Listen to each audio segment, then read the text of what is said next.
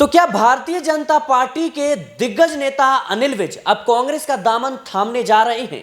ये सवाल इसलिए उठ रहे हैं क्योंकि भूपेंद्र सिंह हुड्डा ने अब अनिल विज को लेकर एक बड़ा बयान दिया है। दरअसल जब उनसे पूछा गया कि अनिल विज सीएम पद को लेकर दावा ठोक रहे हैं, इस पर भूपेंद्र सिंह हुड्डा जो कि कांग्रेस के कद्दावर नेता हैं, वो कहते हैं अनिल विज के साथ भारतीय जनता पार्टी ने ज्यादती की है और आगे भी कोई उम्मीद नहीं है। तो क्या भाजपा में उम्मीद नहीं है, तो क्या अब कांग्रेस में उम्मीद है? और अगर ऐसा है तो फिर क्या हरियाणा चुनाव में कुछ बड़ा खेल होता हुआ नजर आएगा? बीते दिनों से जिस तरीके से अनिल विज का रुख रहा है भारतीय जनता पार्टी के प्रति, ये कहीं ना कहीं कई सवाल खड़े कर रहा है भारतीय जनता पार्टी की नीतियों और रणनीतियों पर। बता दें कि सीएम चेहरे को लेकर भारतीय जनता पार्टी ने पहले ही ऐलान कर दिया है कि नायब सिंह सैनी के नेतृत्व में चुनाव लड़ा जाएगा, लेकिन इसके बावजूद चाहे वो राव इंद्रजीत सिंह हो या फिर अनिल विज हो, सीएम चेहरे को लेकर, सीएम पद को लेकर लगातार दावा ठोक रही हैं। राव इंद्रजीत ने यहां तक कह दिया कि 10 से 12 साल में तो कूड़े का भी नंबर आ जाता है, हम तो उससे गए गुजरे नहीं हैं। तो वहीं अनिल विज कहते हैं कि मैं पार्टी का वरिष्ठ नेता हूं, 6 बार का विधायक हूं, 7वीं बार लड़ने जा रहा हूं, सबसे ज्यादा राजनीति का अनुभव है मेरे पास और इस लिहाज से मुझे मुख्यमंत्री बनाया जाना चाहिए। और वो कहते हैं कि मेरे समर्थक इस बात की लगातार मांग कर रहे हैं और कहीं ना कहीं इसको देखते हुए अब भारतीय जनता पार्टी की मुश्किलें बढ़ रही है। अंतरकलह अपने आप में दर्शा रही है कि किस तरीके से पार्टी के अंदर सीएम पद को लेकर होड़ मची हुई है। और इसी बीच हुड्डा का यह बयान कि जो है अनिल विज के साथ भारतीय जनता पार्टी में ज्यादती हुई है, उनके साथ सही नहीं हुआ और आने वाले समय में कोई भी उम्मीद नहीं है। तो क्या वो उम्मीद अब कांग्रेस पार्टी से अनिल विज करते हुए नजर आएंगे? क्या अनिल विज अब कहीं ना कहीं भारतीय जनता पार्टी से बगावत कर कांग्रेस का दामन थाम सकते हैं? ये तमाम सवाल हैं और इसी मुद्दे पर बातचीत करेंगे। हमारे साथ नाजबिन मौजूद है। नाजबिन, कैसे देख रहे हैं आप जिस तरीके से बीते कई दिनों से चाहे वो राव इंद्रजीत हो या फिर अनिल विज, उनका रुख रहा है, सीएम पद को लेकर लगातार दावा ठोक रहे हैं, जबकि फैसला पहले ही हो चुका है कि नायब सिंह सैनी के नेतृत्व में भारतीय जनता पार्टी हरियाणा विधानसभा चुनाव लड़ेगी, लेकिन इसके बावजूद इस तरीके से दावा ठोकना और हुड्डा का यह बयान देना कि अनिल विज के साथ ज्यादती हुई है और आगे भी कोई उम्मीद नहीं है, क्या उम्मीद अब कांग्रेस पार्टी से है? देखिए, बिल्कुल हरियाणा का चुनाव नज़दीक है। आप देखिए कि आप नहीं कह सकते कि 1 महीने का समय है या 2 महीने का समय, मात्र कुछ ही दिनों का समय बाकी है। और इस तरीके से अनिल विज का बयान सामने आना, राव इंद्रजीत का बयान सामने आना, सीएम पद को लेकर हरियाणा में माहौल को गर्म करना, ये दर्शाता है कि क्या भारतीय जनता पार्टी जो दावा कर रही थी कि 70 पार तो इस बार हम करेंगे, लेकिन क्या वो 70 पार छोड़िए, क्या वो 60 भी नहीं कर पाएंगे?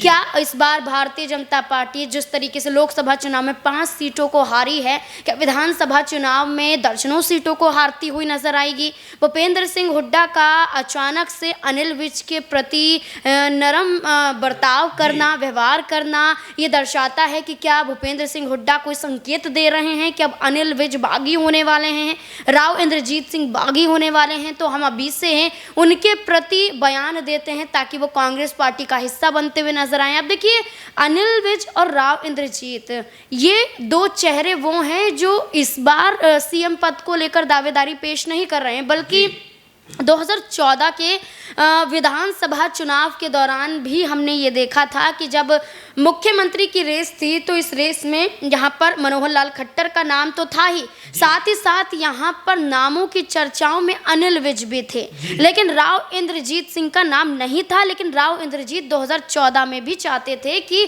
वो भी एक बड़ा हिस्सा बनते हुए नजर आए, सीएम पद पर अपनी दावेदारी पेश करें। ऐसा नहीं हो सका, मनोहर लाल खट्टर यहाँ पर मुख्यमंत्री बन जाते हैं। साल दर साल बीतते हैं, 2019 आता है, 2019 में भी बिल्कुल वैसी ही तस्वीरें देखने को मिलती हैं। अब 2024 के विधानसभा चुनाव से पहले तो तकदीर और तस्वीर बदलने की बात यहाँ पर अनिल विज करते हुए नजर आते हैं। तो आप ये देखिए कि अनिल विज 6 बार के विधायक हैं, अंबाला कैंट से चुनाव उन्होंने लगातार जीता है, 7वीं बार अपनी दावेदारी पेश करते हुए नजर आ रहे हैं। राव इंद्रजीत सिंह की बात करें, इंसाफ मंच उनका एक संगठन है, उनका एक ऐसा मंच है जहां पर तमाम अहिरवाल समुदाय के लोगों की बातों को सुना जाता है।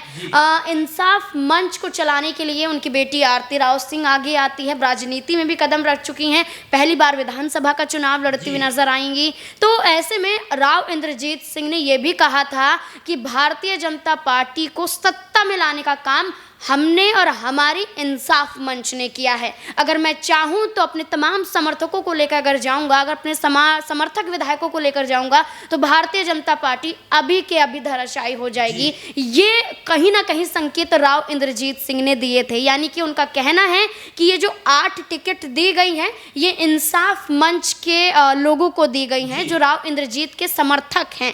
और इसी बात को लेकर यहाँ पर सुमेर सिंह यहाँ पर तनवर की बात करें, भारतीय जनता पार्टी से इस्तीफा दे चुके हैं, क्योंकि पटौदी से चाहते थे टिकट मिले लेकिन मिलता नहीं है। आरोप लगाया जाता है कि अहिरवाल बेल्ट की तमाम सीटों पर तो राव इंद्रजीत सिंह का कब्जा है और भारतीय जनता पार्टी ने राव इंद्रजीत के समर्थकों को टिकट दे दिया।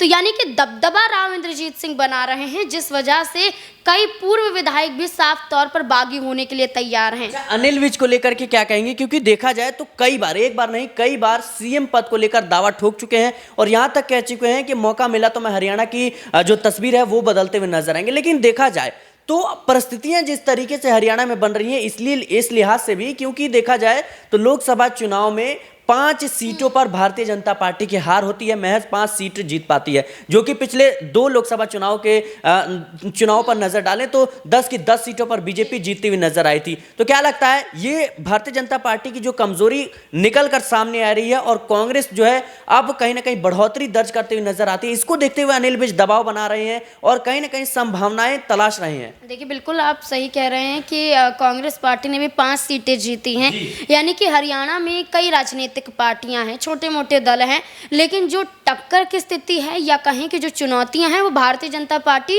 और कांग्रेस पार्टी के बीच में नजर आती है। तभी दीपेंद्र सिंह हुड्डा कहते हैं कि छोटे छोटे दल भारतीय जनता पार्टी को समर्थन दे सकते हैं, जिसमें इंडियन नेशनल लोक दल, जननायक जनता पार्टी, जिसमें बहुजन समाज पार्टी का जिक्र करते हुए दीपेंद्र सिंह हुड्डा दिखाई देते हैं। लेकिन अलग दल है, अलग गठबंधन है। दीपेंद्र सिंह हुड्डा के बयानों को खारिज करते हुए तमाम पार्टियां नजर आती हैं, लेकिन भूपेंद्र सिंह हुड्डा का ये कहना कि अनिल विज के साथ ज्यादतियां हो रही हैं, एक तरीके से अपमान हो रहा है। बार बार वो अपने सीएम पद को लेकर आगे आते हैं, दावेदारी पेश करते हुए दिखाई देते हैं, लेकिन भारतीय जनता पार्टी हर बार अनिल विज को साइड कर देती है।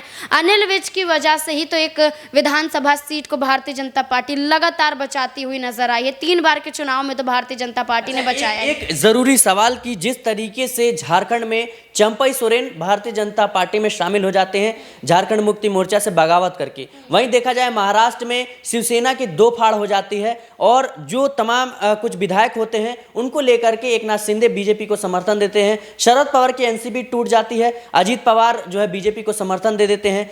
मध्य प्रदेश में कांग्रेस की अगर देखें तो ज्योतिरादित्य सिंधिया तमाम जो विधायक हैं उनको लेकर के बीजेपी को समर्थन दे देते हैं। क्या वही परिस्थितियां अनिल विज करते हुए नजर आ सकते हैं चुनाव के बाद? देखिए, अनिल विज खुद एक विधायक हैं और खुद अब विधायकी का चुनाव लड़ने जा रहे हैं, क्योंकि वो खुद कह चुके हैं 6 बार का विधायक रह चुका हूं, यानी कि एक विधायक के रूप में अनिल विज के पास मात्र भर यहाँ पर सिर्फ बयानबाजियां ही देखी जा रही हैं। ऐसा कोई कदम तो अनिल विज ने अब तक नहीं उठाया है, जबकि हमने ये भी देखा था कि अनिल विज तख्ता पलट के दौरान जब नयाब सिंह सैनी को सीएम बना दिया जाता है, कैबिनेट का विस्तार होता है, तो मीटिंग से ही गायब हो जाते हैं, अनिल विज नाराज होकर चले जाते हैं। इसके साथ साथ अनिल विज ये कहते हैं कि मैंने किसी को गिरा के कुछ हासिल नहीं किया, शायराना अंदाज में कहते हुए नजर आते हैं। कुछ लाइनें कहते हैं जिसमें वो ये दर्शाते हैं कि उन्हें दर्द है, उन्हें पीड़ा है इस बात की कि भारतीय जनता पार्टी उन्हें कोई तवज्जो दे ही नहीं रही है,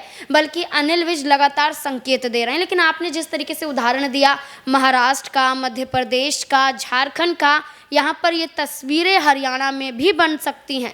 हरियाणा में अगर ये तस्वीरें बनती हैं तो चाहे भारतीय जनता पार्टी चुनाव जीत भी जाए, लेकिन ये चेहरे अगर सीएम पद को लेकर आगे नहीं आते हैं तो कहीं ना कहीं सरकार बनी बनाई गिर भी सकती है। लेकिन अभी तो विधानसभा चुनाव बाकी हैं, जनता किसकी तरफ अपना रुझान रखेगी, जनता किसे वोट देगी, ये इस पर आधार करता है। लेकिन कांग्रेस पार्टी ने तो दावा कर दिया है कि 10 साल बाद जाकर अब कांग्रेस पार्टी की सरकार बनेगी। जी बिल्कुल, जनता किसे अपना वोट देगी ये तो आने वाला वक्त बताएगा, किसे जिता कर भेजेगी। लेकिन सीएम चेहरे को लेकर के इस वक्त भारतीय जनता पार्टी में लगातार बगावती स्थिति देखने को मिल रही है। अनिल विज हो, राव इंद्रजीत हो या फिर भारतीय जनता पार्टी का शीर्ष नेतृत्व, जो कि पहले ही कह चुका है कि नायब सिंह सैनी के नेतृत्व में चुनाव लड़ा जाएगा, लेकिन इसके बावजूद राव इंद्रजीत और अनिल विज का यह बयान अपने आप में दर्शाता है कि आने वाले समय में परिस्थितियां जो है वो बदल सकती हैं। फिलहाल के लिए इस रिपोर्ट में इतना ही। देश और दुनिया की तमाम खबरों के लिए बने रहे नेक्स्ट 9 पॉलिटिकल बाइट के साथ।